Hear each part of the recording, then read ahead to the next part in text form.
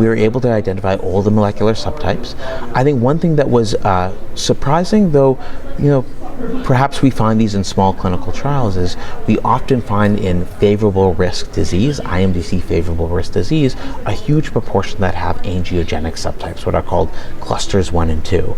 Often the majority of favorable risk is clusters 1 and 2, and that's not what we found here. And that might be informative on the clinical setting, partially explaining, for instance, maybe why this had some improved outcomes even in that favorable risk population. We saw that overall the population that did the best was really the T effector immune subtype, so-called cluster 4. High response rates, high median progression-free survival, landmark PFS. And so our hypothesis going in would be having a favorable immune subtype would be helpful for immune therapy, and that's exactly what we observed. I think as a secondary analysis, we also, I think, identified something that's important and requires further study.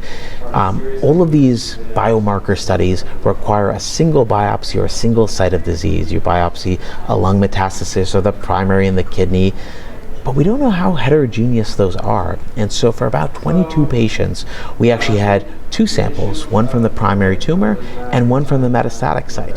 And so what we could do is say, are those the same molecular subtype or different?